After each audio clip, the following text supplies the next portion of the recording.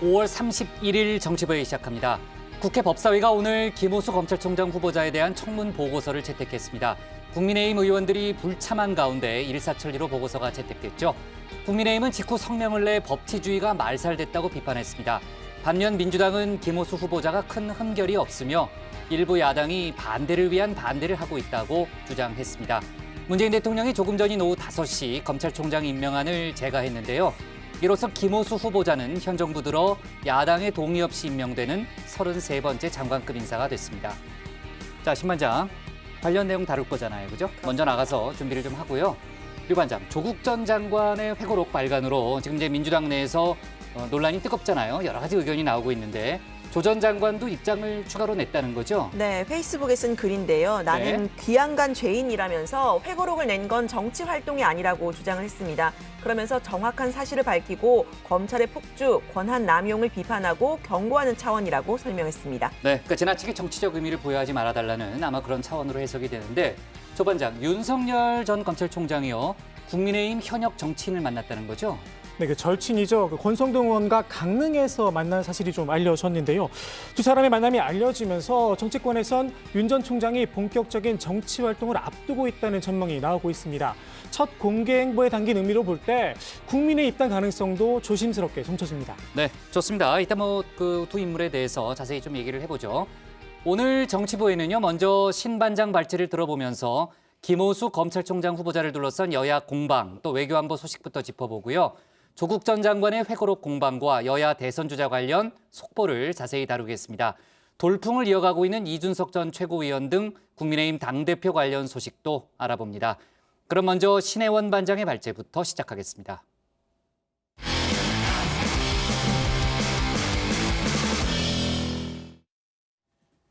민주당이 오늘 김호수 검찰총장 후보자 청문 보고서를 단독으로 채택했습니다. 문재인 대통령도 조금 전 임명안을 제거했고요. 정식 임기는 내일부터 시작됩니다.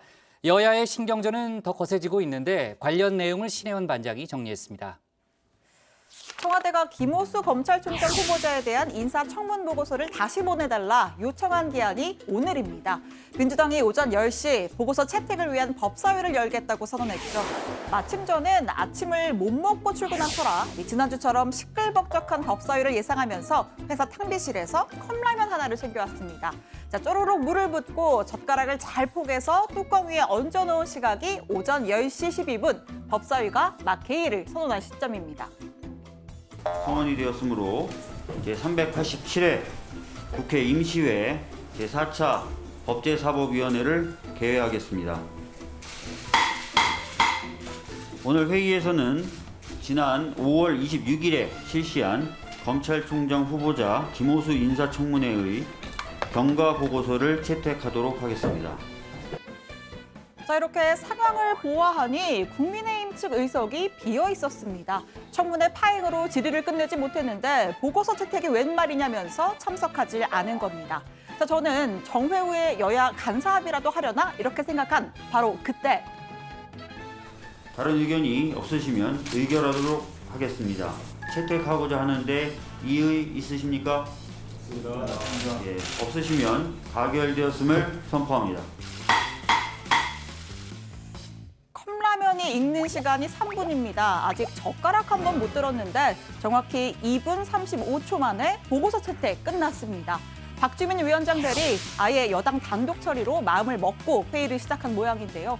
자, 이로써 김호수 검찰총장 후보자는 문재인 정부 출범 이후 야당의 동의 없이 임명되는 33번째 장관급 인사가 됐습니다. 위원님들 수고 많으셨습니다. 사내를 선포합니다. 고생하셨습니다. 자, 야당은 즉각 반발했습니다. 국민의힘 법사위원들이 곧장 기자회견을 열었는데요. 김호수 후보자는 정치적 중립성과 도덕성, 자질 모두 부적격 판정을 받았는데도 민주당이 오만과 독선을 넘어서 의회 독재의 정수를 보였다라고 비판했습니다. 민주당이 정권 비호, 검수완박이라는 목적을 달성하기 위해 채택을 강행한 것은 야당을 무시하는 것이 아니라 국민을 무시한 것입니다. 애초부터 청와대와 민주당은 인사청문회를 요식행위로밖에 생각하지 않았던 것입니다. 협치와 민주주의라는 단어를 입에 올릴 자격이 없습니다. 국민의힘은 민주당이 김호수 후보자를 비호하기 위해서 이전 투구식 진흙탕 전술을 폈다라고도 했습니다. 일단 여러 의혹에 대해서 증언해줄 증인 채택이 전원 불발, 참고인 2명만 일방 채택을 했다는 겁니다. 또 야당을 향해서 후보자 검증과는 거리가 먼 인신 공격을 펴면서 청문회를 고의로 파행시켰다라는 주장인데요. 자, 잠시 지난주의 청문회 상황으로 가보겠습니다. 정치 뉴스의 하이라이트 영상을 보여드리는 영화극장 아니죠. 정화극장 가겠습니다. 어제 김 후보자 청문회 파행된 과정이 좀 특이했는데요. 일단 주인공인 김 후보자의 탓은 아니었습니다. 민주당 김용민 의원이 전관 예우를 뿌리 뽑자라는 내용의 질의를 하는데 여기에 갑자기 국민의힘 유상범 의원을 등장시킨 겁니다. 검찰 정관이 범행을 은폐한 의혹이 얼마 전에 보도가 됐습니다. 김영민 의원이 고소고발된 사건을 모두 까집어서 김영민 의원을 비난해도 다 받아들이겠습니까? 지켜야 될 도리가 있잖아요.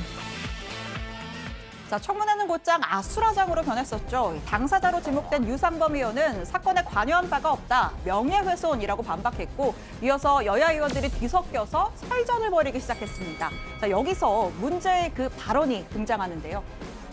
조수진 의원님 툭하면 제 얘기하시는데 그 발언권 없고 얘기하세요. 눈 그렇게 크게 뜬다고 그렇게 뭐 이렇게 똑똑해 보이지 않으니까 발언권 없고 말씀하십시오. 자, 그렇게 표현을 앞으로 좀 정제해서 해주실 필요가 있고요.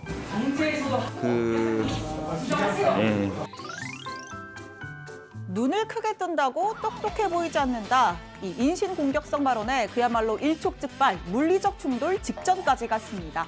김용민 의원은 조수진 의원이 사람이 아니다 같은 막말을 먼저 했다라면서 쌍방사과 주장했고요. 결국 청문회는 파행됐습니다. 밤 12시 넘어까지 사과를 못 하겠다는 거예요. 네. 그렇다면 이것은 애초부터 인사청문회를 파행시키겠다. 무력화시키겠다.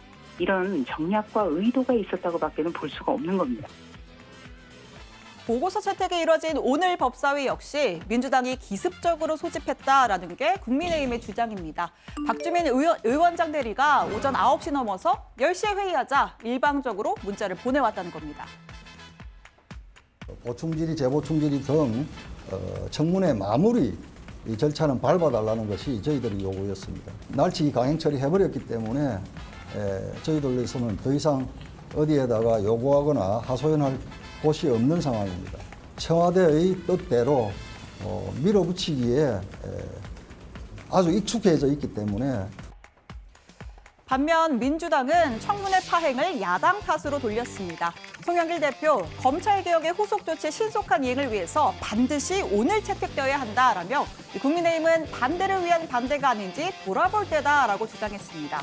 마침 오늘은 이 경찰이 김호수 후보자 아들의 아빠 찬스 부정 채용 의혹에 대해서 수사에 착수한 날이기도 합니다. 송영길 대표는 김 후보자 아들의 직장에 170만 원짜리라는 가격표를 붙였습니다. 아들 문제도 170만 원짜리 직장이었다는데 그 난 자체가 아버지 직업 직위를 쓰도록 난이 되어 있더라고요 보니까. 그런 문제의 요거 다 잘 해명이 돼서 국민적 공감대도 만들어진 게 아닌가 생각이 드는데. 그리고 오후 5시쯤 문 대통령이 김호수 총장 임명안을 제가했습니다. 내일부터 임기 시작인데요. 할 일이 산더미입니다. 우선 본인도 연루가 된 김학의 전 법무부 차관 불법 출국 금지 의혹 사건과 이로 인한 이성윤 서울중앙지검장의 거취 문제, 또 얼마 전 사의를 표한 이용구 법무부 차관의 택시기사 폭행 사건 등을 처리하게 될 전망입니다. 지금 검찰총장이 될 겁니다.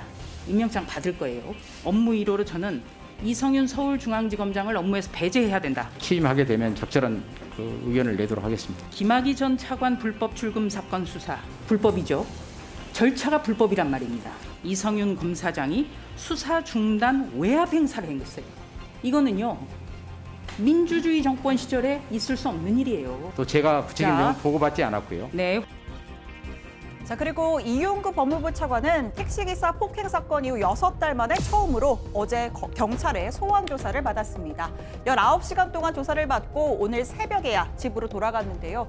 택시기사를 폭행한 뒤에 돈을 주고 폭행 장면이 담긴 블랙박스 영상을 삭제해달라고 요구한 증거인멸 교사 혐의를 받고 있습니다. 또 사건 당시 수사를 종결하도록 경찰에 압력을 행사했다는 의혹에 대해서도 현재 조사가 진행 중입니다. 사건 직후에 왜 전화하신 겁니까? 현장 경찰관한테 누구 바꿔주시려고 하신 거예요? 네, 당시 경찰은 이 차관에게 특가법상 운전자 폭행 대신 단순 폭행 혐의를 적용했고요. 이후에는 피해자와 합의했다는 점을 들어서 사건을 내사 종결했습니다. 그런데 진상조사 결과 서초경찰서 간부들이 조사 당시 이 차관이 공수처장 후보였다는 사실을 알고 있었던 것으로 밝혀지기도 했죠. 이 당시에 서초경찰서는 변호사라는 것만 알았다라고 주장했었습니다.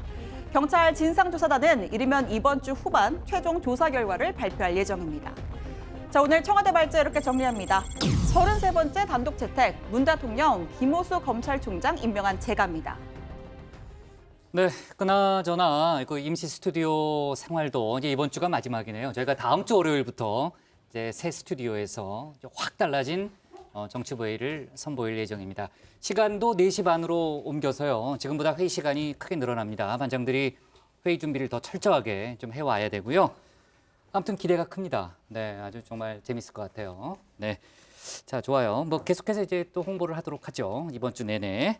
좋습니다. 저 국회 법사위 얘기를 좀 해볼게요. 김호수 검찰총장 후보자 인사청문 보고서를 이제 민주당 주도로 오늘 채택이 됐고, 그리고 이제 조금 전에 문 대통령이 임명 제가까지 내린 상태입니다. 여야의 갈등이 지금 심해진 상황인데 그동안의 과정을 한번 좀 정리를 해볼까요? 네, 제가 지난주에 이제 청문회 상황 전해드렸었는데요. 증인 채택부터 시작해서 여야 공방이 아주 치열했습니다. 김학의 전 차관 불법 출금 사건, 오늘 수사가 시작된 김 후보자 아들의 부정 채용 의혹도 있고요. 또 라임 옵티머스 변호 논란, 또 윤석열 전 총장 관련 논란도 있었습니다. 그런데 결과적으로 파행이 된 건 다른 이유였습니다. 민주당 김용민 의원이 국민의힘 유상범 의원의 정관예 의혹을 제기를 했고 이후 인신공격을 비롯한 여야 감정 싸움이 이어지면서 청문회가 파행이 됐는데 민주당은 오늘은 채택해야 한다. 국민의힘은 청문회 아직 안 끝났다. 다툼이 이어지다가 결국 민주당 단독으로 회의를 열고 보고서가 통과가 된 겁니다. 2019년 7월에 윤석열 검찰총장 후보자 인사청문회에서 당시 야당인 자유한국당과 바른미래당은 채택에 동의하지 않았습니다. 그랬던 검찰총장은 강력한 대통령 후보로 서로 환영하겠다는 입장을 표하고 있습니다. 그 모습을 돌이켜보면서 반대를 위한 반대를 중단해야 된다고 생각합니다. 검찰 장악을 속내로 한 채 거대 여당의 무모한 폭주는 죽비를 훨씬 능가하는 채찍을 맞고서도 여전히 국민 무시, 야당 패싱의 습관성 독선으로 일관하고 있습니다. 야당의 책무를 제대로 다하지 못한 저희 국민의힘도 송구한 마음 금할 길이 없습니다. 정말 여야의 입장이 아주 극명하게 엇갈리고 있군요. 검찰 그 조직 또 인사 개편 그 인사 얘기를 좀 해볼게요. 검찰이 지금 대규모 조직 개편 그리고 고위급 인사를 앞두고 있잖아요. 뭐 일각에서는 김호수 체제의 성패가 이번 검찰 인사에서 판가름 날 것이다. 뭐 이런 전망도 나오고 있는데요. 일단은 이성윤 서울중앙지검장의 거취가 어떻게 될지가 좀 관심거리죠. 네, 그렇습니다. 지난 청문회에서 그 국민의힘 조수진 의원이 김호수 후보를 향해서 어쨌든 대통령이 임명해야 할 것이다. 임명되면 이성윤 지검장을 직무 배제해야 한다 이렇게 주장을 했었는데요. 법조계에선 친정권 인사로 꼽히는 이 지검장이 영전 형식으로 즉 고검장급으로 승진할 거란 전망이 우세합니다. 신반장, 지금 서울 고검장 자리가 비어 있죠. 네, 지난주에 사의를 표명한 이 조상철 서울고검장 자리나 뭐 아니면 비수사부서인 법무연수원장 자리도 거론이 됩니다. 자, 그렇게 되면 누가 이성윤 지검장 후임이 되느냐 이것도 관심이죠. 역시나 친정권 인사로 분류되는 심재철 서울 남부지검장이 유력한 후보로 꼽힙니다. 심재철 지검장은 윤석열 전 총장 징계 사유인 재판부 사찰 문건을 법무부에 제보하는 등 윤 전 총장 직무배제 및 징계 청구 과정에 적극 참여한 바 있습니다. 네, 이정수 법무부 검찰국장도 서울중앙지검장 후보군인데요. 서울 남부지검장으로 재직할 당시에 추미애 전 장관이 수사지휘권을 발동했던 라임 로비 의혹을 맡아서 검사 1명을 기소하는 등 성과를 냈던 바 있습니다. 네, 자 지금 이제 검사장급 빈자리가 상당히 많은 걸로 알고 있는데 그렇다면 인사폭이 상당하겠어요, 박 반장? 네, 맞습니다. 현재 법무부와 검찰의 검사장급 이상 빈자리는 9개 이상인데요. 앞서 그 신반장이 말한 조상철 서울고검장 자리가 있고요. 일부 언론 보도에 따르면 김학의 전 차관 불법 출금 사건을 지휘해온 오인서 수원고검장도 사의를 표했다고 합니다. 법조계에선 이광철 청와대 민정비서관에 대한 기소를 미루는 대검을 향한 항의 메시지라는 해석이 나오는데요. 결은 다르지만요. 택시기사 폭행 사건 이후 6개월 만에 첫 경찰 조사를 받은 이용구 법무부 차관도 지난주에 사의를 표했습니다. 또 김호수 총장 임명으로 대검찰청 참모진 구성도 바뀔 텐데 현재 총장 직무대행을 하고 있는 조남관 대검찰청 차장검사와 각 부장 등의 거취가 주목이 됩니다. 네, 조금 전에 이제 박 반장이 얘기했던 오인서 수원지검장 사의 표명, 이제 정치부회의 직전에 나왔던 이제 속보 사항이고요. 그리고 또 속보가 들어온 걸 보니까 고흥 인천지검장도 사의를 표했다라는 그런 속보가 들어왔습니다. 떠날 때가 됐다고 생각한다라는 그런 입장을 밝혔다고 생각하는데 생각보다 이제 검사장 인사폭이 더 커질 수도 있다라는 그런 생각이 드네요. 네. 자, 외교안보 얘기를 좀 해보겠습니다. 지금 환경 분야 다자 정상회의죠. P4G 회의가 서울에서 열리고 있습니다. 오늘 밤 문재인 대통령이 정상 토론을 주재하고 또 서울 선언문을 채택할 예정인데요. 그런데 이제 개회식 날 공개된 영상이 오늘까지 좀 논란이 되고 있죠. 네, 개최진 서울을 소개하는 영상이었는데요. 청와대 유튜브에도 지금 올라왔습니다. 서울의 명소인 남산과 광화문, 한강을 차례로 비춘 후에 대한민국 지도를 줌아웃해서 지금 보여주는데 자세히 보시면 이 줌아웃 시작 지점이 좀 낯선 게 느껴지실 겁니다. 네, 그러니까 한가운데 강이 흐르고 있는데 한강 모양하고는 좀 다르네요, 그죠? 네, 그렇습니다. 서울이 아니고요. 평양 지도를 시작 지점으로 잡은 건데요. 그러니까 평양과 대동강 일대 지도가 등장을 한 겁니다. 가운데 섬은 그러니까 여의도가 아니고 능라도고요. 이 논란이 일자 일단 영상을 내렸는데 국민의힘 허은하 의원은 민망한 줄은 아나 보다라고 지적을 하면서 외교 참사를 넘어서 의전 참사이자 정권 참사 이렇게 비판을 했습니다. 지금은 수정이 됐어요, 조 반장? 네, 지금 문제가 된 부분이 서울 지도로 지금 수정이 돼 올라와 있는 상태고요. 청와대 관계자는 외교부 P4G 정상회의 준비 기획단이 외주업체 의뢰에 제작한 것이라면서 실수로 보인다 이렇게 해명을 했습니다. 네, 외주업체의 실수로 보인다는 그런 설명이었군요. 자, 북한이 한미 정상회담에 대한 첫 반응을 내놨습니다. 한미 정상회담에서 미사일 지침이 해제가 됐잖아요. 그 부분을 강하게 비난하더라고요. 네, 사실 우리로서는 이제 미사일 주권을 회복했다 이런 맞아요. 긍정평가가 나왔던 부분인데 북한의 네. 반응은 조금 달랐습니다. 북한 관영 매체인 조선중앙통신이 한미 미사일 지침 종료를 고의적인 적대 행위로 규정하고 비판했습니다.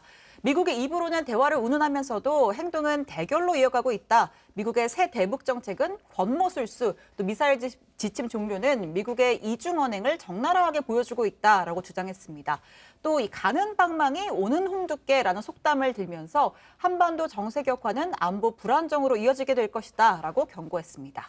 네, 문재인 대통령을 향해서도 거친 비난을 쏟아냈습니다. 문 대통령을 남조선 당국자라고 칭하면서 이를 저질러 놓고 반응에 촉각을 세우고 엿보는 비루한 꼴이 역겹다라고 비난을 했는데요.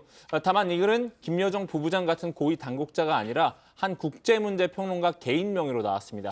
때문에 일각에선 북한이 수위를 조절하면서 대화 재개를 모색하고 있다는 분석도 나옵니다. 서욱 국방부 장관은 국가 원수에 대한 예의 없는 언행은 유감이라는 뜻을 밝혔습니다. 네. 자, 그리고 코로나 관련해서 조금 전에 막 들어온 속보 하나만 좀 정리하고 가면요. 서울 강북구의 한 고등학교에서 코로나 집단 감염이 발생했다는 이제 그런 속보가 들어왔는데요.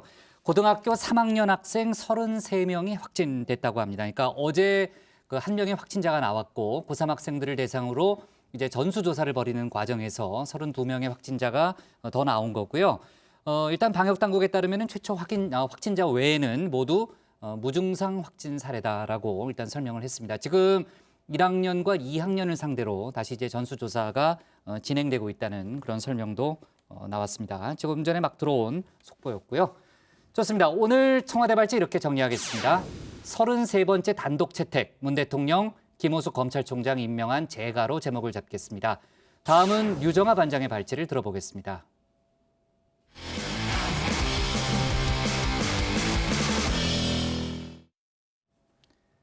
조국 전 장관의 회고록 조국의 시간 출간을 앞두고 민주당이 고심에 빠졌습니다. 일부 여권 대선 주자들은 이미 응원의 메시지를 냈는데 당내에서는 조국의 수렁에 빠져선 안 된다는 목소리도 나왔죠. 송영길 대표는 오늘 일주일간의 민심경청 프로젝트를 마무리했는데 그 소식까지 류정아 반장이 정리했습니다.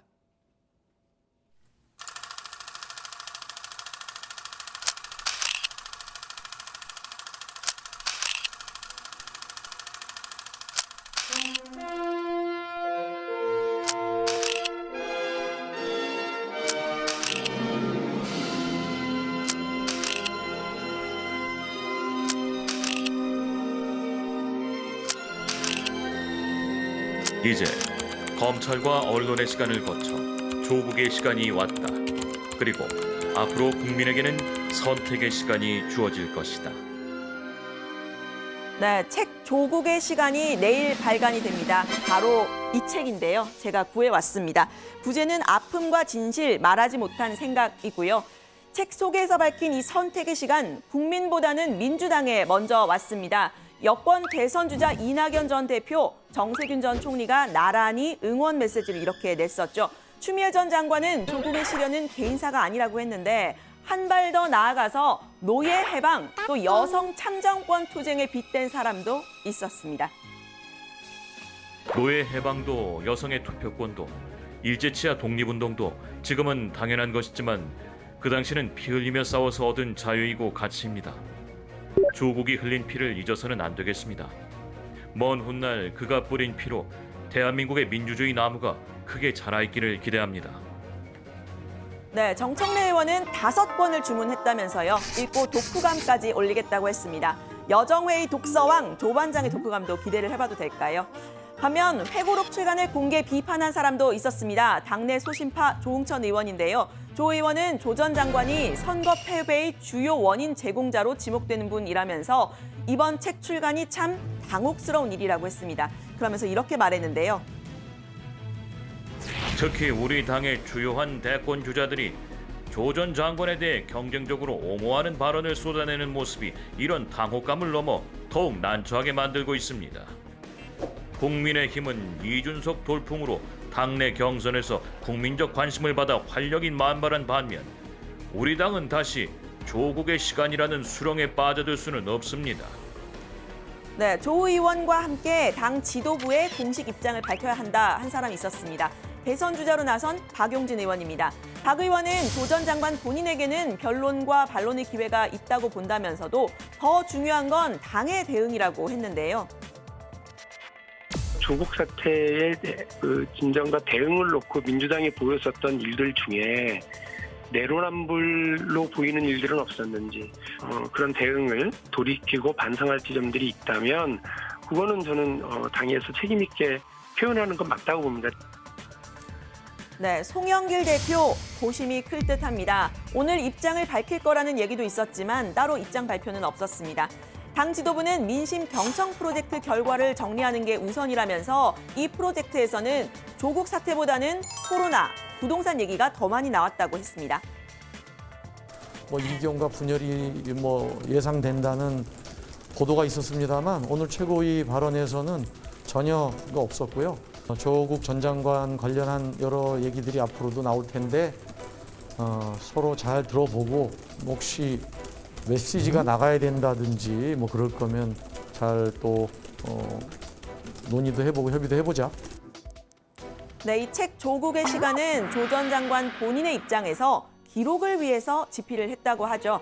내일이 공식 출간일인데 오늘 오후 기준으로 8만 부 12쇄 인쇄에 들어갔다고 출판사 측은 밝혔습니다. 이 책에는 윤석열 전 검찰총장에 대한 평가, 현직에 있을 때부터 수구 보수 진영의 가장 강력한 대권 후보였다. 이런 논쟁적인 대목도 담겼는데요. 조국 사태, 그동안 당내에서는 좀 조심스런 단어였죠. 하지만 지난 4.7 재보선에서 기존 민주당 지지층은 조국 사태를 이유로 투표가 갈렸다는 조사 결과가 나오기도 했습니다. 민주당 서울시당이 선거 패인을 분석한 이 포커스 그룹 인터뷰 보고서에서입니다. 수구적인 세력들이 현 정권을 흠집내려고 크게 만든 이슈가 첫 번째 조국, 작년의 추미애 갈등 이슈죠. 공정하고 정의롭게 하겠다. 그걸 슬로건으로 내세우고 이 정부를 만들어냈는데 결국은 자기네들도 별 다를 바 없는 거죠. 네, 여권에서는 이번 책 출간으로 또다시 갈등 국면이 재개될까 봐 우려를 하고 있습니다. 이미 국민의힘에서는 조국 전 장관을 대선 후보로 만드는 게 어떠냐 이런 의견까지 나왔는데요. 국민 정서와 동떨어진 친문에 대한 구애를 위한 작전이라고 폄하했습니다. 조국 띄우기 하기 위해서 그렇게 난리들이시고 조국에 대해서 가족이 수감되시고 되고도 아니고 되시고 스스로 유배 같은 시간을 보내시는데도 정치적 경량을 가슴이 아프다. 정말 참 기가 막힙니다. 국민적 정서가 어떻게 이렇게 어긋날까. 네, 조국 회고록이 발간되는 내일은 원래 민주당 송영길 대표가 일주일간의 민심 경청 프로젝트 결과물을 발표하는 날이었습니다. 취임 한 달을 맞는 2일로 하루 미뤄서 결과 보고를 할 것으로 보이는데요. 송 대표 오늘은 마지막으로 서울 여의도에서 점심시간에 직장인들과 대화를 나눴습니다. 이 자리에서는 주로 부동산과 코로나, 경제 활성화 관련 대화들이 이루어졌습니다.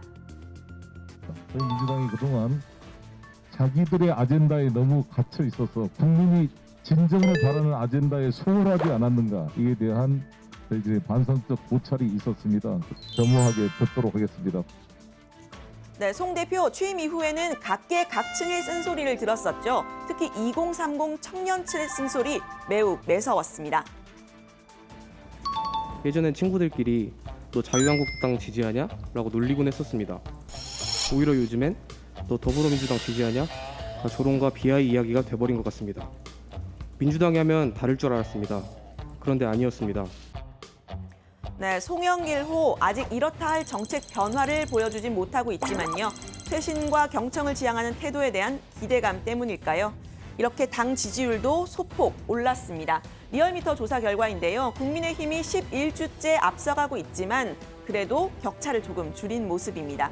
사실 옆 동네 국민의힘에서는 민주당보다 더 강력한 쇄신이 이뤄지고 있죠. 30대 영선 당대표가 탄생할지도 모르는 상황입니다. 자극을 받은 민주당에서도 변화에 대한 위기감이 읽히는데요. 놀랍다는 반응부터 무섭다는 반응까지 우리는 왜 이렇게 못하느냐 하는 부러움 섞인 목소리도 나왔었죠.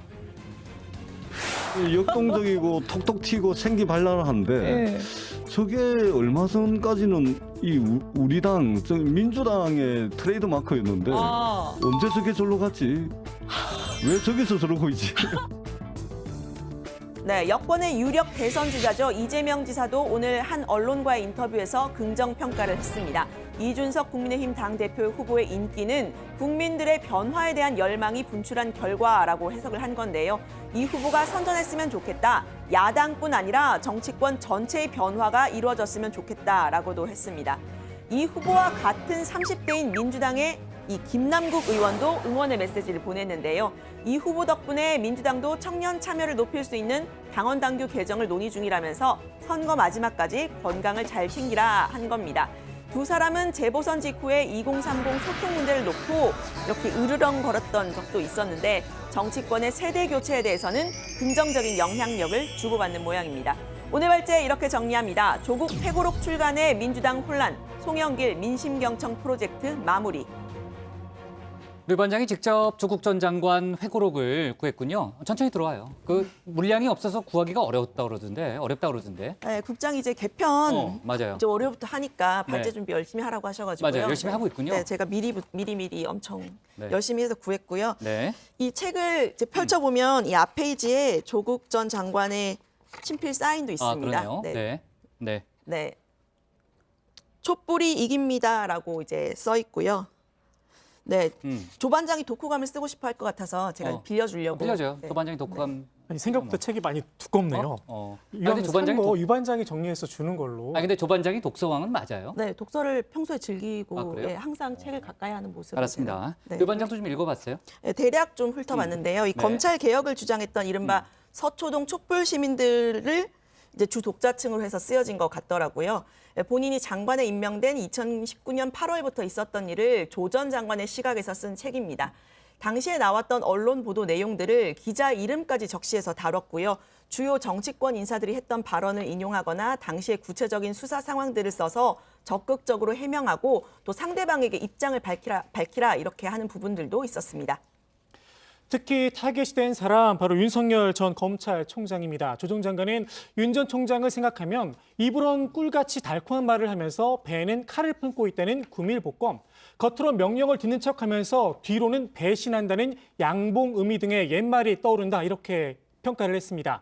윤 전 총장의 검찰총장 임명 당시 청와대 안팎의 의견이 확연히 나뉘었다고도 했는데요. 조 전 장관은 당시 민정수석으로서 포괄적 책임을 느낀다면서 윤석열 검찰은 하이에나였다라는 내용의 칼럼을 인용하기도 했습니다. 네. 조국 전 장관이 이제 윤석열 전 총장을 일종의 난타를 한 건데 그런데 이제 윤석열 전 총장 같은 경우에는 앞서 제가 조반장하고 얘기했지만은 또 국민의힘 현역 의원을 만났잖아요. 뭐 그 얘기는 뒤에 조반장 발제 때 저희가 추가로 좀 해보겠습니다. 그나저나 이제 송영길 대표가 오늘로써 이제 일주일간의 민심경청 프로젝트를 마무리했잖아요. 아까 잠깐 그 장면을 봤는데 오늘은 이제 코로나라든지 부동산 관련 얘기가 많이 나왔다는 거죠? 네, 여의도 근처에서 이제 부동산 점심시간에 직장인들과 대화를 나눴기 때문에 이런 얘기가 많이 나온 것 같은데 주로 30대에서 50대 직장인들이었습니다. 한 참가자는 부동산 정책과 관련해서 김현미 장관 때 임대주택 등 많은 부분을 번복한 것으로 기억한다면서 불안정감이 크고 신규 주택 공급이 절실하다라고 말을 했습니다. 송 대표는 이 자리에서 공급 대책으로 본인의 공약, 누구나 집 프로젝트 추진 의지를 드러내기도 했는데요. 한번 들어보시죠. 누구나 집 프로젝트를 통해서 한번 시범을 보여드리겠습니다. 보여서 이 집 문제를 한번 뚫어가겠다는 말씀을 드리고 현재 1만 호 정도를 저희가 땅을 부지를 지금 확보해 가고 있는데 이걸 한 2만 호 이상으로 늘릴 수 있도록. 네, 송 대표는 또 재개발, 재건축에 대해서도 시기를 잘 봐야 한다면서 가능성을 열어놨습니다. 네, 또 다른 참가자는 김현미 전 국토부 장관 때부터 좀 확대해왔던 등록 임대사업자 정책, 이 폐지, 민주당이 얼마 전에 폐지 방침을 밝혔는데 이걸 두고서 이 사람들이 뭘 먹고 살지 경험에 의해서 삶의 전략을 구축을 해놨는데 한순간에 이 로드맵을 다 깨버리면 행정이 예측 가능한 범주에 있느냐라는 불만이 있을 수밖에 없다, 이런 지적을 했습니다. 또 이 자리에서는 최저임금 인상을 비판하는 목소리도 나왔는데요. 송영길 대표는 너무 의욕이 앞섰던 게 아닌가 한다라면서 서민들의 주거 부담을 낮춰서 가처분 소득을 늘리고 실질적 소득주도 성장의 선순환이 되도록 해보겠다라면서 공감을 표했습니다. 송영길 대표가 민심경청 프로젝트 결과 보고를 뭐 어떻게 할지 궁금하네요. 일단은 이제 모레 할 가능성이 있다는 거잖아요. 거기서 아마 이제 조국 전 장관 관련 언급도 나올 걸로 일단 예상이 되고 있습니다. 그나저나 아까 그 류 반장이 뒤에도 설명했지만요. 민주당은 최근 국민의힘의 당대표 선거 과정에 좀 자극을 받은 것 같죠? 네, 그렇습니다. 이제 그 이준석 전 최고위원이 85년생이잖아요. 이 전 최고위원의 당선 가능성이 높아지면서 민주당에서도 변화에 대한 압박을 좀 받고 있는 듯한데요. 오늘 최고위에선 청년 최고위원에 선임된 이동학 최고위원이 개헌을 주장했습니다. 한번 들어보시죠. 대통령 출마 자격을 만 40세로 규정한 현행 헌법은 한마디로 장유유서 헌법입니다. 개정해야 합니다. 최근 국민의힘 경선에서 보이고 있는 이준석 후보의 돌풍은 더 이상 나이로 피선거권을 제한하는 것이 무의미해졌음을 보여주고 있습니다.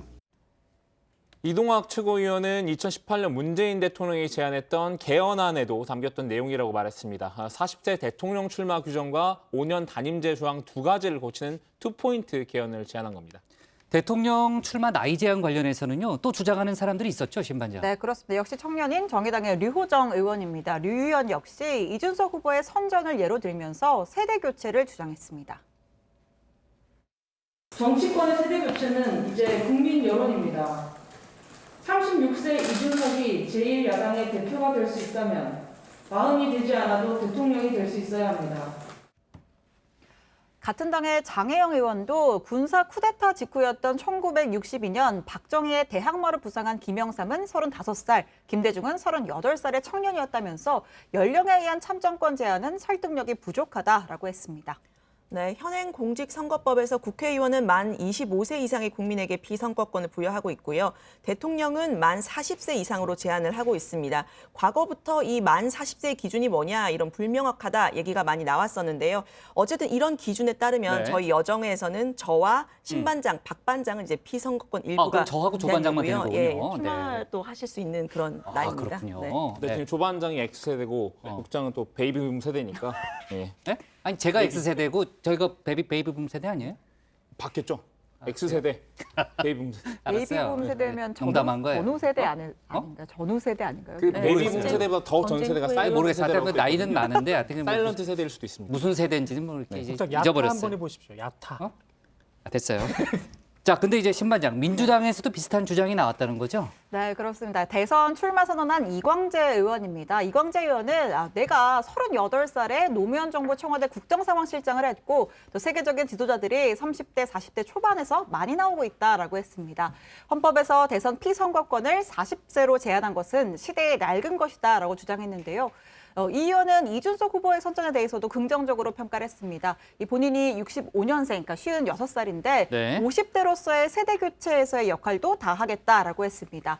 70년대생인 박용진 후보도 비슷한 주장을 했는데요. 이건 직접 들어보시죠. 선수 교체, 네. 집단적인 대규모의 2030이 역사의 전면으로 등장하는 물줄기를 만들어내는 그걸 만들어내야 민주당도 의미가 있고 세상도 바뀌게 된다고 봅니다. 네, 뭐 변화라는 저는 것을- 거기에 네. 중심에 서서 최선을 다해볼 생각이고요. 민주당에서도 이런 격렬한 변화의 그 요구들이 분출할 거라고 보고요. 과감하게 이런 문제에서는 선도투, 먼저 앞장서서 몸을 던지는 역할 박용진이 하겠다는 말씀을 다시 한번 드립니다. 정치권에서 정말 세대교체 바람이 거세네요. 그렇죠? 좋습니다. 오늘 그 발제 이렇게 제목을 잡겠습니다. 조국 회고록 출간의 민주당 혼란, 송영길 민심경청 프로젝트 마무리로 제목을 잡겠습니다. 다음은 조익신 반장의 발제입니다.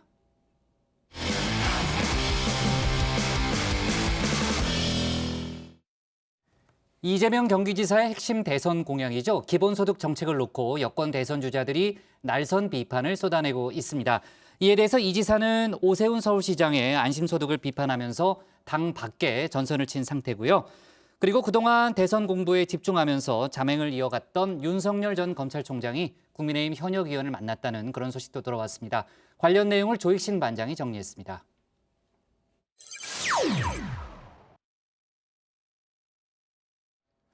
오늘 나온 차기 대선 주자 여론조사 결과입니다. 윤석열 대 이재명, 양강 구도는 그대로 이어졌지만 추세는 좀 달랐습니다. 두 사람 모두 지난주보다 지지율이 떨어졌는데요. 반면에 경쟁자들은 오름세를 나타냈습니다. 민주당 이낙연 전 대표가 0.6%포인트, 무소속 홍준표 의원은 1.7%포인트 올라섰습니다. 문재인 대통령의 국정 지지도가 반등한 점도 눈에 띕니다. 한미 정상회담의 성과가 여론에 반영됐다는 평가인데요. 40%대 지지율 회복도 기대해 볼 수 있을 듯합니다. 40%를 넘보는 문재인 정부의 지지율, 민주당 대선 경선에 뛰어든 주자들 입장에선 욕심이 날 수밖에 없겠죠. 특히 친문계 대표 주자는 나다. 이른바 이재명 대항마를 꿈꾸는 이들이라면 말입니다. 이재명 경기지사를 향한 정세균 전 총리의 입이 연일 독해지는 이유기도 한데요. 앞서 러시아 백신 도입론에 날을 세웠던 정 전 총리, 이번엔 기본소득론을 공격했습니다. 필요하지도 적절하지도 지속 가능하지도 않다고 말입니다. 이 지사께서는 동일하게 나누어 주되 과세를 통해 형평을 기하자는 입장이라고 합니다. 국민들이 우선 소액이라도 받아보고 효능을 느끼면 증세에 동의해 줄 거라는 믿음은 동화에나 나올 법한 이야기입니다. 재원 문제를 비판한 건데요. 앞서 이낙연 전 대표도 재원 방안이 없으면 허구다 지적을 했었죠. 동화, 허구, 결국 실현 가능성이 낮다는 이야기입니다. 평소 이 지사의 성격이라면 반박에 나설 만도 한데 의외로 조용합니다. 대신 총구를 당 밖으로 돌렸습니다. 오세훈 서울시장의 안심소득을 저격하고 나선 겁니다. 이 지사의 기본소득이 전 국민 대상이라면 오 시장의 안심소득은 선별 지급이 특징입니다. 안심소득이 훨씬 더 우리 우파의 가치에 맞습니다. 왜냐하면 중위소득 이하의 하우상박으로 가난할수록 밑으로 내려갈수록 많이 드리는 거기 때문에. 이 지사는 선별은 차별이란 프레임을 들고 나왔습니다.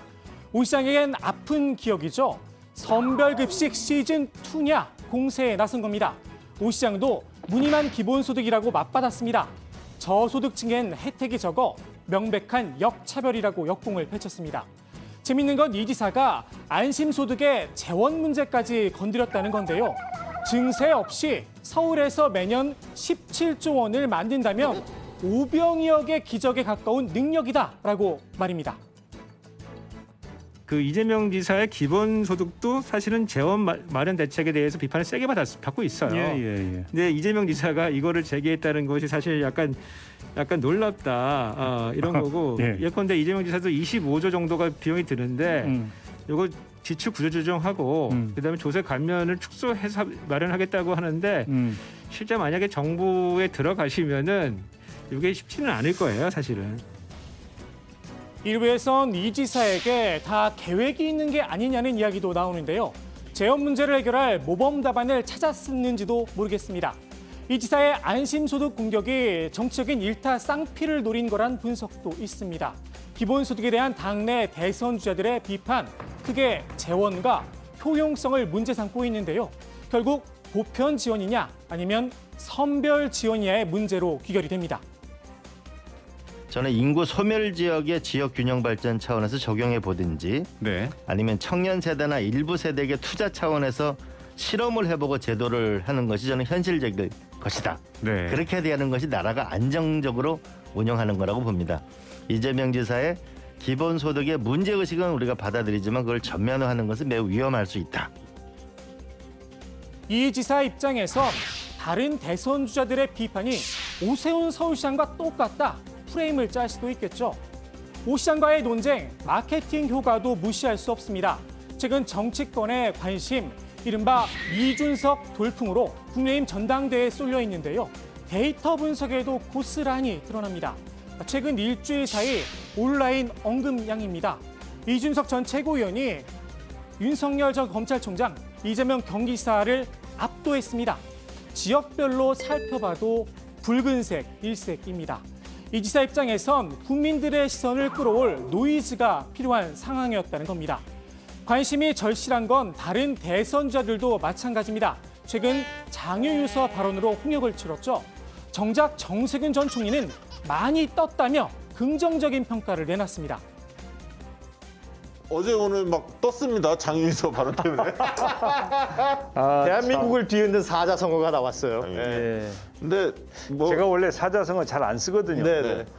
그런데 갑자기 김어준 씨가 예정에 없던 얘기를 확 가지고 나오는 바람에 그래서 제가 좀 당황했던 것 같습니다.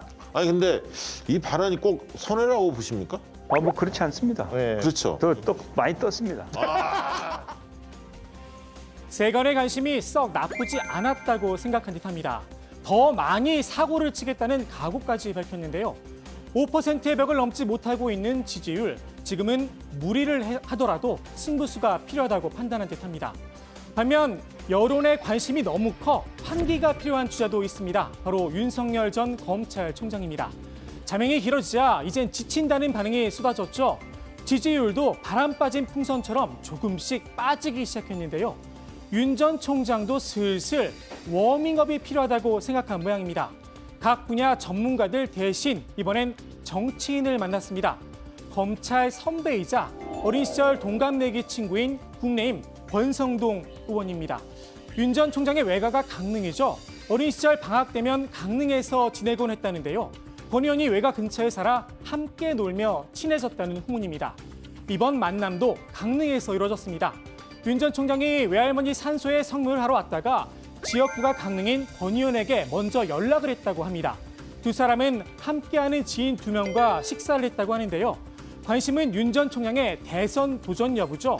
무조건 대선에 나와야 한다는 지인의 말에 윤 전 총장은 열과 성을 다하겠다, 열심히 하겠다 답했다고 합니다. 윤 전 총장과 권 의원의 만남, 아무리 친구라고 하지만 이 말을 떠올리지 않을 수 없습니다. 4.7 재보선이 끝난 뒤 뉴스룸과 정화통화에서 이런 이야기를 했었죠. 윤 전 총장은 내가 정치권 인사와 만나게 되면 밥만 먹고 헤어질 수는 없는 것 아니냐고도 했습니다. 윤 전 총장 측은 두 사람이 어렸을 때부터 친구라 만난 것이라면서 확대 해석을 경계했지만 그 친구가 이런 말을 했었습니다. 여권을 선택하지 않는 이상은 야권의 중심은 우리 국민의힘입니다. 제1야당. 그렇기 때문에 저희도 또 노력하겠지만은 윤석열 전 총장도 만약 정치를 할 생각이 있다면은 우리 당을 플랫폼으로 선택하는 것이 현명한 선택이었다는 것을 아마 나중에 느끼게 될 겁니다. 이번 만남 직후엔 이런 해석까지 내놨습니다. 윤 전 총장이 4선 중진인 나를 만날 이유가 뭐가 있겠느냐? 국민의힘과 함께하지 않고 제3지대에 있을 거라면 나를 보자고 했겠냐라는 겁니다. 결국 윤 전 총장의 행선지 국민의힘으로 기울었다는 이야기인데요. 다만 국민의힘 전당대회 결과를 지켜보고 결정할 거란 이야기도 들립니다. 당대표 경선 본선에 오른 이 5명의 후보들, 윤 전 총장은 누굴 염두에 두고 있을까요? 윤 전 총장은 이번 강릉 방문에서 권 의원뿐 아니라 시민들과도 만나서 이렇게 자연스럽게 사진을 찍기도 했는데요.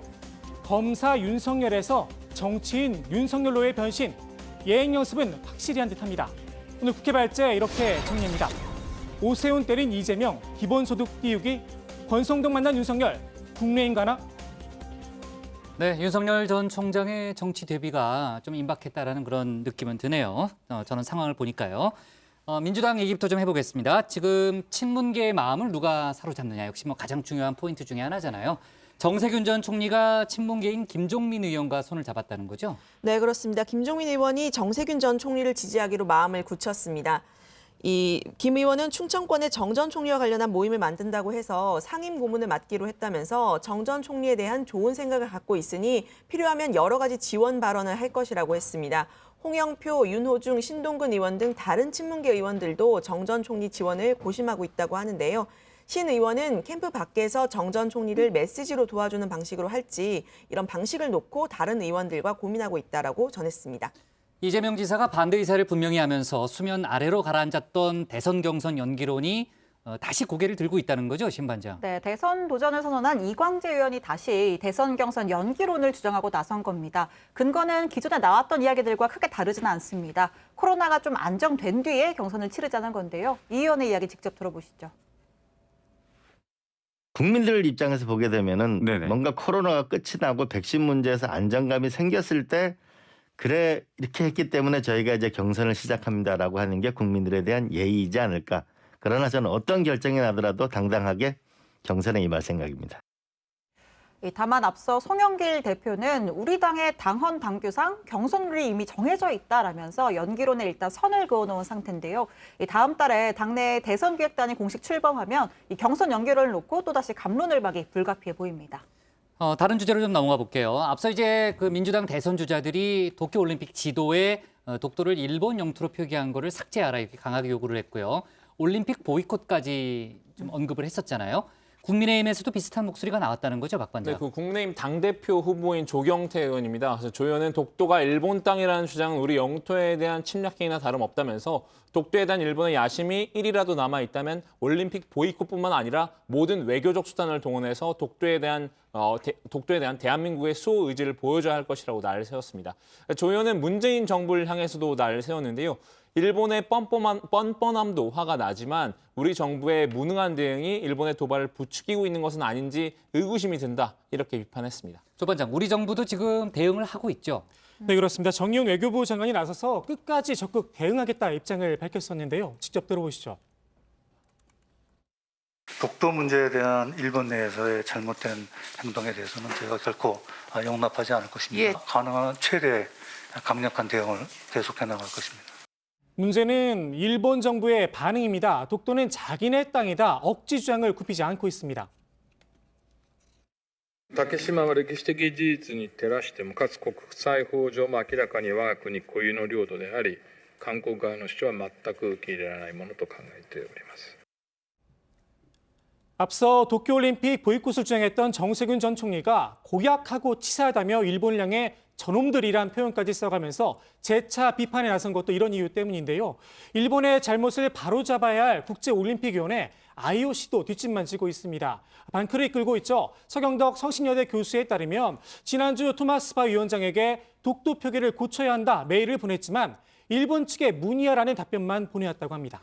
IOC 태도가요. 평창 동계올림픽 때랑 정말 180도 다르네요. 그때 그 어떤 정치적 선전도 허용해서는 안 된다면서 그 남북 공동선수단이 들 한반도기에서 독도를 빼라고 그때 요구했었잖아요. 기억나죠? 네네. 네. 이번에는 정반대의 태도를 좀 보이고 있고요. 자, 그리고 IOC가 이제 도쿄올림픽 기간에요. 코로나에 걸리면은 선수 본인 책임이라는 서약도 추진하고 있다는 거죠? 네, 그렇습니다. 도쿄올림픽에 참가한 선수가 코로나19에 감염될 경우에는 주최자는 책임이 없다. 이런 면책 조항을 만들어서 선수들의 동의를 받겠다고 했습니다. 코로나로 숨질 수도 있지만 자신의 책임 하에 올림픽에 참여한다는 내용이 담겨 있다고 하는데요. 다시 말하면 죽음을 각오하고 올림픽에 출전하라. 하지만 책임은 본인이 지라 이런 내용입니다. IOC가 코로나 감염을 선수들 개인 탓으로 돌리는 건 무책임하다 이런 지적이 나오는 이유기도 합니다. 일본 내에서는 이번 올림픽이 코로나 확산의 기폭제가 될 수 있다는 우려가 계속해서 나오고 있죠. 그렇죠. 아무래도 사람들이 많이 모이게 되니까요. 그렇죠. 네. 이 올림픽 때문에 새로운 변이 바이러스가 등장할 수 있다는 우려가 일본 의료계를 중심으로 제기가 되고 있는데요. 직접 들어보시죠. 東京オリンピック株と呼ばれてこの先100年にわたって人類の大きな愚行であったと非難されることになるでしょう。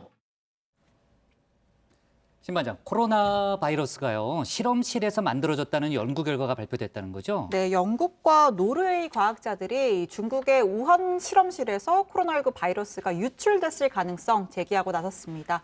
코로나19가 자연적으로 발생할 가능성이 아주 낮다라고 주장했고요. 스파이크로 불리죠. 코로나19 돌기 단백질의 유기화합물 구조는 자연적으로 발생할 수가 없다는 겁니다.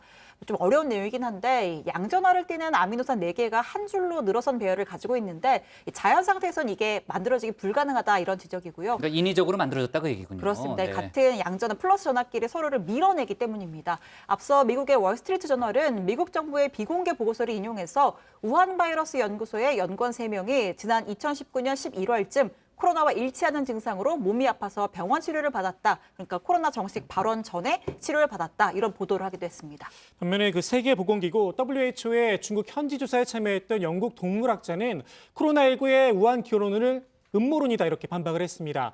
WHO 조사단원인 피터 다스작 박사는 우한 기원설은 과학적이지 않고 정치적이라면서 중국 정부가 음모론의 희생자로 추락했다 이렇게 주장을 했습니다.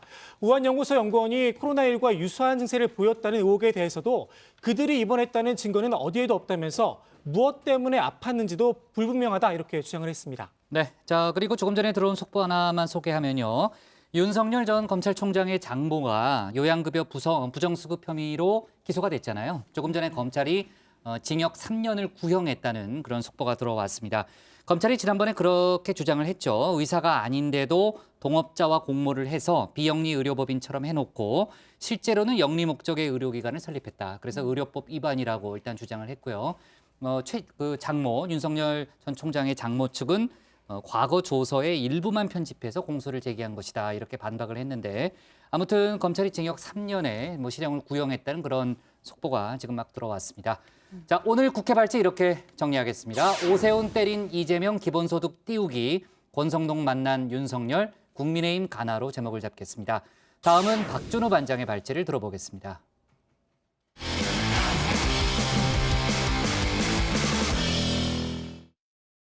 앞서도 잠깐 이름이 나왔는데요. 국민의힘 당권 경쟁에서 이준석 전 최고위원의 돌풍이 계속되고 있습니다. 컷오프 이후 첫 여론조사에서도 다른 후보들과 큰 격차를 벌이면서 1위를 차지한 건데요. 2, 3위를 달리고 있는 나경원 전 의원과 주호영 의원의 견제도 점점 더 거세지고 있습니다. 관련 내용을 박준우 반장이 정리했습니다. 사흘 연속 선두를 놓치지 않으며 와이어 투 와이어 우승을 기록한 이다현은 지난 7월 중국에서 열린 아시아나항공 오픈에서도 정상에 오르는 등 해외 대회에서 강한 모습을 보였습니다. 지난 2019년 말 프로골퍼 이다현 선수가 KLPGA 투어에서 우승을 차지했다는 소식인데요. 굳이 이다현 선수의 우승 이야기를 다시 끄집어낸 건 바로 이 와이어 투 와이어 우승이기 때문입니다. 보통 골프 경기는 4라운드까지 합산 성적으로 승자를 가리는데 와이어 투 와이어는 1라운드부터 4라운드까지 한 번도 선두를 내주지 않고 승리한 것을 뜻합니다. 그만큼 어려운데 드물기도 한 장면이죠. 국민의힘 당대표 선거에서 초반 돌풍을 계속 이어가고 있는 후보가 있죠. 이준석 전 최고위원입니다. 경선 전부터 여론조사에서 1등을 달렸는데 예비 경선도 1등으로 통과했죠.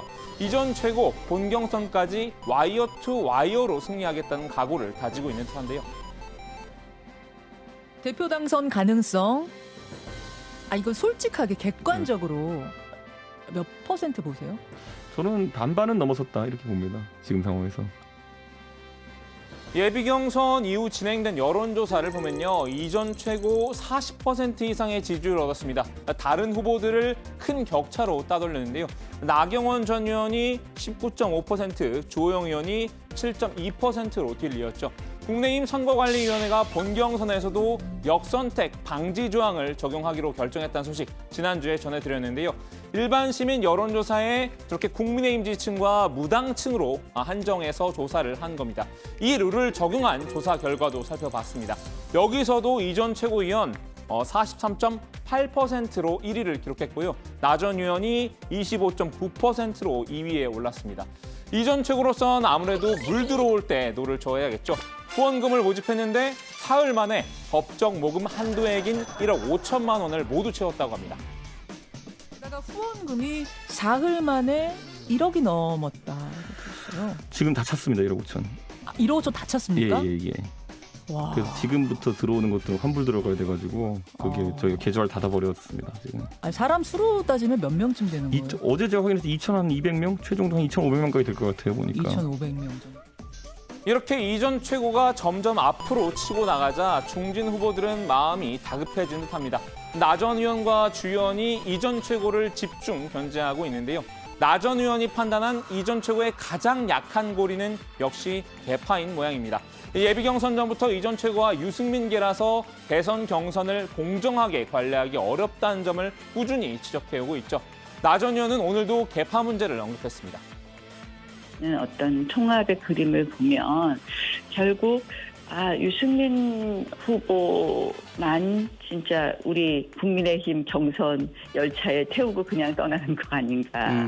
친한 사람들끼리 정치를 할 수도 있는데 그런 의미에서 이번 당대표는 특별히 어떤 누구 대선 후보와 친한 그런 거나 어떤 계파에 속하지 않은 그런 당대표가 하는 것이 좀 공정하고 중립적인 그런 대선 관리가 가능하고 야권 통합이라는 목표를 반드시 이루는 데 중요한 덕목이다. 주 의원도 나 전 의원과 이 전 최고를 함께 협동하고 있습니다. 주 의원의 공략 포인트는 경험치입니다. 이 전 최고의 경험 부족을 지적하고 있는데요. 이 과정에서 애꿎게 소환된 사람이 있죠. 총선 결과에 대해 책임을 지고 모든 당직을 내려놓겠습니다. 일선에서 물러나 국민의 마음을 헤아리고 국가와 국민을 위해 저의 역할이 무엇인지 성찰하도록 하겠습니다. 황교안 전 대표가 지난해 21대 총선에서 참패한 뒤 당대표에서 물러난 장면입니다. 주 의원은 황 전 대표와 이 전 최고위원의 공통점을 하나 집었는데요. 이겨본 경험이 없는 원외 인사란 점입니다. 이번 당대표는 정권 교체의 최적임져야 합니다. 국회 경험도 없고 큰 선거에서 이겨본 경험도 없으며 자신의 선거에서도 패배한 원외 당대표가 대선이라는 이 큰 선거를 이길 수 있겠습니까? 지난 총선 참패의 교훈을 벌써 잊으셨습니까? 이 전 최고가 당대표가 되면 지난 총선과 마찬가지로 대선도 참패할 수 있다. 이런 말을 하고 싶었던 모양입니다. 예상되는 경로로 같은 방식의 공격이 계속되면 방어하는 사람도 지겨워지나 봅니다. 이 전 최고는 조금 더 참신한 공격을 해주길 바라는 눈치인데요. 그리고 일주일 정도 지금 네거티브 공연이 이어지지 않았습니까? 예. 근데 그것도 사실 큰 영향을 주지 못했던 것이기 때문에 그 네거티브라는 것도 딱 무슨 유승민견이 아닌 이 정도 아니겠습니까? 그래서 저는 그런 쪽은 좀 비효율적이다. 제가 만약에 상대편에 앉아 있었으면 그렇게 하진 않았을 것이다 이렇게 봅니다. 똑같은 네거티브 말고 다른 전략을 써보라고 오히려 역으로 조언한 식입니다. 이 전 최고, 유승민계는 없다 이렇게 못을 박았습니다. 예를 들어 유승민계라는 조직이 실존한지도 저는 약간 의문이지만은 실존한다고 했을 때 그들이 진짜 유승민은 대통령 만들기 그렇게 힘들어하는데 무슨 조직적인 힘을 발휘해가지고 이준석을 당대표로 밀어올릴 수 있냐.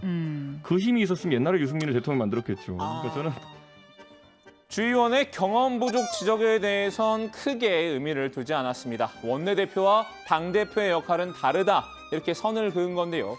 원내대표는 원내 경험이 중요하지만 당대표는 당의 비전과 미래를 제시하는 것이라 원내 경험과 크게 상관없다고 말이죠. 이제 당 안팎에서는 이 전 최고의 와이어 투 와이어를 제재하려면 나주연합밖에 없다는 관측도 제기되고 있습니다. 자, 나주연합, 나경원과 조영 두 사람의 단일화를 말합니다. 갑자기 떠오른 무술 신동을 이기기 위해 산전수전 다 겪은 보수 두 명이 손을 맞잡는다. 이런 시나리오인데요. 과연 가능성은 얼마나 있을까요? 특별히 논의되는 것은 없다는 말씀을 드립니다. 그런 논의가 전혀 없습니다. 주 의원은 사실 완주 의지가 강한 것 같습니다. 이 전 최고뿐만 아니라 나 전 의원과도 대립각을 세우고 있기 때문인데요. 나 전 의원이 말한 용광로를 만들 사람은 자신이다라고 강조했죠. 그러나 짬뽕, 짜장면으로 나누는 이분법적인 사고로는 결코 제대로 된 통합을 이루어낼 수 없습니다. 중도를 허황된 것이라고 믿는 후보 용광로에 무엇이 담기겠습니까? 저 주호영은 이념, 세대, 지역의 모든 것을 녹여내는 거대한 용광로를 만들겠습니다. 이 전 최고위원은 나주연합이든 중진 전원 단일화든 크게 개의치 않는 분위기입니다. 단일화가 꼭 시너지 효과를 내는 건 아니라는 거죠. 그거는 굉장히 민망한 결과가 나올 수도 있다. 민망한 결과가 나올 수 저는 있다. 그런 생각을 하고 단일화해가지고 1+1이 1.5도 안 나오는 경우 굉장히 많습니다. 그렇기 때문에 저는 뭐 그걸 중진분들이 모르고 단일화에 시도하시는 건 아닐 것이고요. 자고로 승부는 마지막까지 가봐야 알 수 있는 법이니까요. 영선 돌풍에 맞선 중진들 앞으로 어떤 전술을 구사할지 궁금해집니다. 오늘 야당 발제 정리합니다. 이준석 영선 돌풍 계속 나주연합 대항 맞들까? 박 관장이 소개했지만 예비 경선 이후에도 이준석 전 최고위원의 독주가 이어지고 있습니다. 아무래도 이제 뒤따르고 있는 후보들 마음이 좀 급할 수밖에 없잖아요. 그래서 이제 당 안팎에서는 중진들의 단일화 가능성을 지금 거론하고 있는 상황인데 그거 어떻게 봐야 돼요, 조 반장? 그러니까 현실성이 떨어진다는 그런 얘기도 좀 일부에서 있더라고요. 그 중진 4명 후보들 모두 서로 정치색과 지지 기반이 좀 다른 데다가 중진들이 청년 후보 1명을 상대로 단일화하는 구도 자체가 역풍을 불러올 수 있어서 단일화는 어려울 것이라는 관측도 있습니다. 중진들이 의정 경험 없는 청년 후보 1명을 상대로 단일화를 모색하는 것 자체가 모양이 보기 좋지 않다는 지적도 나옵니다.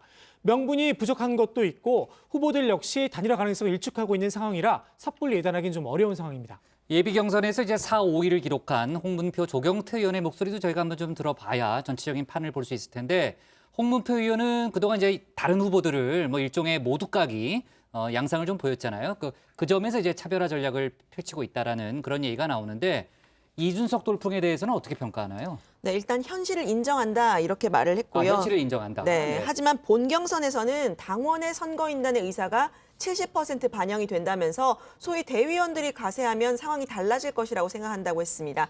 중진 후보들의 단일화에 대해서는 정책적 단일화는 있을 수 있다라면서 표가 모자라니까 합쳐서 선거를 하자는 건 하나의 전략적 음모라고 단언했습니다. 어제 연설에서는요, 조직과 정치를 아는 사람이 당 대표를 해야 한다고 주장하기도 했는데 한번 들어보시죠. 자강이 안 되면은 남이 등살에 배 타고 우리는 갈 수밖에 없습니다. 자강 참으로 중요한 것입니다. 이 자강만이 저는 우리 당의 살 길이라고 봅니다.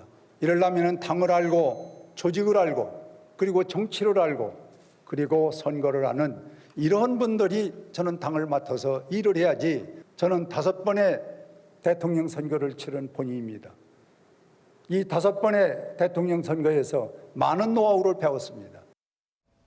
그러니까 노하우를 언급하면서 경험과 경륜을 강조하는 그런 발언이었군요. 어떻게 보면 또 이준석 전 최고위원을 겨냥한 발언이다 이렇게도 좀 보이는데요. 조경태 의원은 어제 연설에서 어떤 메시지를 내놨나요? 네, 조경태 의원도 이번 선거에서는 2030 표심이 승부를 갈 핵심 변수라는 점을 인지한 듯합니다. 청년 표심을 공략하는 메시지를 내놨는데요. 청년들을 위한 창업 경제의 활성화를 제안했습니다. 한번 들어보시죠. 청년들에게 그런 창업의 기회를 줘야 된다고 생각합니다. 청년들에게 1,000만 원, 2,000만 원 돈을 나눠주는 그런 정책은 하면 안 됩니다. 청년들에게 그야말로 누구든지 창업을 할 수 있는 이스라엘 같은 창업 국가로 만들어서 청년 스스로가 일자리를 창출해내고 그 청년이 세계적인 기업으로 커 나갈 수 있도록 우리 국민의힘이 앞장서도록 합시다. 네, 조 의원은 당대표 예비 경선 순위가 알려진 것과 관련해서도 좀 불만을 표했고요. 그리고 단일화에 대해서는 정확하게 말할 수는 없지만 억측이라고 생각한다 이렇게 말했습니다. 네, 자 좋습니다. 오늘 야당 발제 이렇게 제목을 잡을게요. 네, 제목 준비됐나요? 네, 이준석 컷오프 이후 여론조사 또 1위, 중진 단일화 가능성은 이렇게 제목을 잡겠습니다. 자, 앞서도 얘기했지만 다음 주 월요일 정치부회의가 4시 반으로 시간대를 옮기고 다시 한번 변신을 합니다. 아주 기대가 큽니다. 이런 좋은 소식은 자꾸, 중요한 소식은 자꾸 반복해야 돼요. 자, 오늘 정치부회의는 여기까지입니다. 저희는 내일 저녁 6시 20분에 다시 찾아뵙겠습니다.